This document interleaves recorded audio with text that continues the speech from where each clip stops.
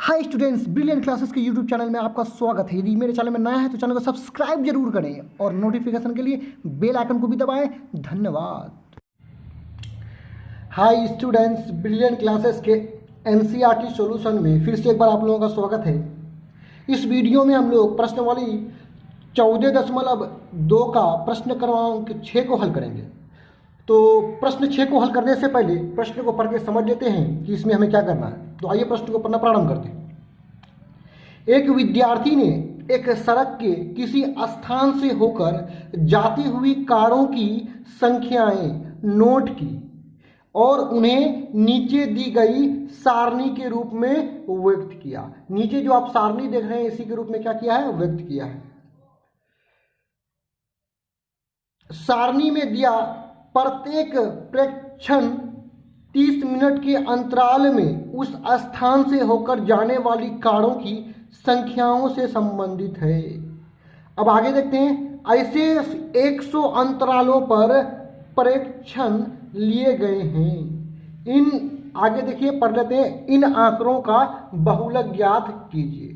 अर्थात ये आंकड़ा जो आपको दिखाई पड़ रहा है इसका हमको निकालना है, बहुलक निकालना है। तो आइए हम लोग बहुलक निकालते हैं। चलिए हल करना है 6 नंबर को।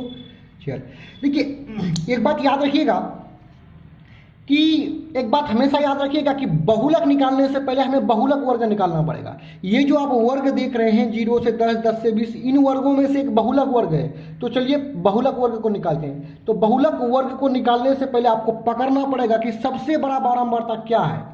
तो यहां पे लिख देंगे सबसे बड़ा बारंबारता। सबसे बड़ा बारंबारता पकड़िए। तो देखिए, तो सबसे बड़ा बारंबारता क्या है। सबसे बड़ा बारंबारता आपका क्या नजर आया यहाँ पे, 20 सबसे बड़ा बारंबारता है। तो सबसे बड़ा बारंबारता को ही क्या बोलते हैं, F1 बोलते हैं। यानी सबसे बड़ा बारंबारता 20, यानी F1 भी कितना, 20। अब सबसे बड़ा बारंबारता का जो वर्ग होगा उसी को कहेंगे बहुलक वर्ग। तो सबसे बड़ा बारंबारता 20 है और इसका जो वर्ग है 40 से 50, इसी को कहेंगे बहुलक वर्ग। तो हमें बहुलक वर्ग प्राप्त हो गया। यानी बहुलक वर्ग बराबर कितना है, 40 से 50। 40 से 50 क्यों बहुलक। तो आइए बहुलक वर्ग निकालने के बाद हम बहुलक के सूत्र का प्रयोग करके बहुलक निकालेंगे। तो बहुलक का सूत्र का प्रयोग करने से पहले ये जो मान देख रहे हैं L, F1, F0, F2, H, इन सभी का मान को निकाल लेते हैं। आइए सबसे पहले निकाल लेते हैं हम लोग L का मान। तो L बराबर होता है बहुलक वर्ग की निम्न सीमा। यदि ये जो बहुलक वर्ग है ये हो गया 50 हो गया उच्च वर्ग सीमा, 40 हो गया निम्न वर्ग सीमा अर्थात छोटा वाला मान। अब हम लोग निकालेंगे F1, यानी F1 जो होता है वो सबसे बड़ा बारंबारता होता है। अर्थात बहुलक वर्ग की बारंबारता को F1 कहेंगे। तो बहुलक वर्ग आपका कितना है, 40 से 50, इसी के वर्ग को क्या बोलेंगे, F1। तो F1 हो गया आपका 20।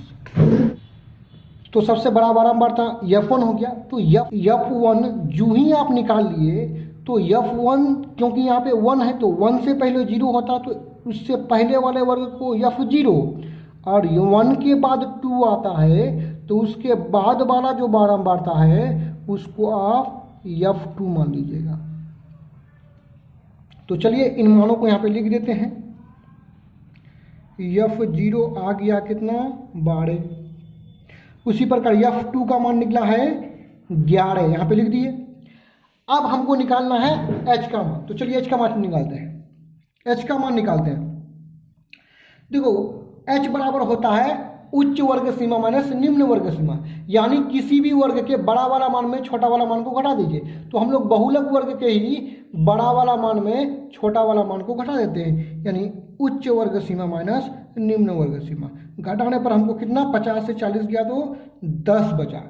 अब हम लोग आसानी से बहुलक का सूत्र का प्रयोग करके बहुलक निकाल लेते हैं। तो आइए बहुलक के सूत्र का प्रयोग करते हैं। तो बहुलक बराबर होता है -F2 इंटू H। आइए यहाँ से जो है मान लेकर के इस फॉर्मूला पे रख देते हैं। L का मान कितना है, 40 है, रख लिए, प्लस बट्टा कर दिए। F1 का मान कितना 20 माइनस F0 का मान कितना है 12।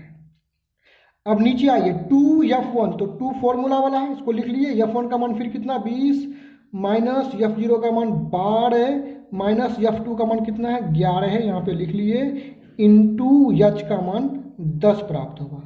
आइए इसको सॉल्व कर लेते हैं हम लोग। 40 प्लस, देखिए 20 से 12 घटेगा तो ऊपर में कितना बचेगा 8 बचेगा। यहाँ 20 दूना 40, 12 और 11 माइनस में है तो दोनों जुट करके माइनस में होगा, तो माइनस लिख दिए, -12 माइनस 11 हो जाएगा -23। अब यहाँ पे गुना लिखेंगे और H जो है 10 को लिख लिए। चलिए अब आगे बढ़ते हुए इसको थोड़ा घटा लेते हैं। 40 प्लस ऊपर में 8 है बट्टा 40 में से 23 को घटाएंगे तो बचेगा 17 गुना H। अब हम लोग क्या करेंगे 40 प्लस ये जो 8 देख रहे हैं 10 से गुना होगा, यानी 10 जाकर के 8 से गुना होगा, तो 10 गुना 8 हो जाएगा कितना 80 बट्टा 17।